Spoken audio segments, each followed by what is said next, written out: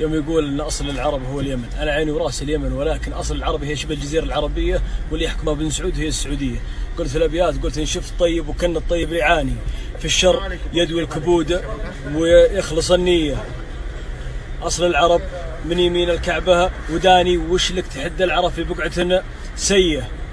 ومن واقع التجربة والدافع إنساني تذكروا ذا البيوت التابعة لي. إن شفت حية وحول الحية هيماني، فارمى الإيماني ولا تهتم للحية. حية شعر لسان. أي والله أطهر أرض وخس إنساني، عز الله أن ما كذب من قال هاتيه.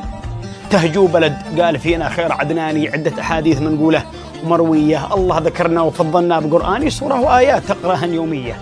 سورة 7 الله ذكرنا وفضلنا بقرآني، سورة وآيات تقراهن يومية. قال النبي حن هل الحكمة والإيمان، ما قال الإيمان في شعب السعودية. قال النبي حن هل الحكمة والإيمان، ما قال الإيمان في شعب السعودية. أصل العرب رغم أنفك أول وثاني. اسأل عن القيل وبلقيس اليمانية، جاها طلب من نبي الله سليماني، من عزها أرسلها هدهد وجنية. جاها طلب من نبي الله سليماني، من عزها أرسلها هدهد وجنية. رضعت من أم لبست كل ثيجاني، يوم من غير يرضع من ثدي هندية. رضعت من أم لبست كل ثيجاني، يوم من غير يرضع من ثدي هندية. اسأل على عرشها واسأل على الباني، قصور بالنقش مبنية ومطلية. يا أبويا من ياسل الحمير وهمداني، اعرف عدوك وما يخفيه من نية. هو العدو اللدود والمجرم الجاني، حتى لو انها ابتسم في الشر مخفية. وان شفت واحد سعودي قال لك اشراني حتامية، انتبه تشريه بالمية. ما ينفعك لو شريته ببخسة 8، غير ان تصبح حياتك بيه مبلية،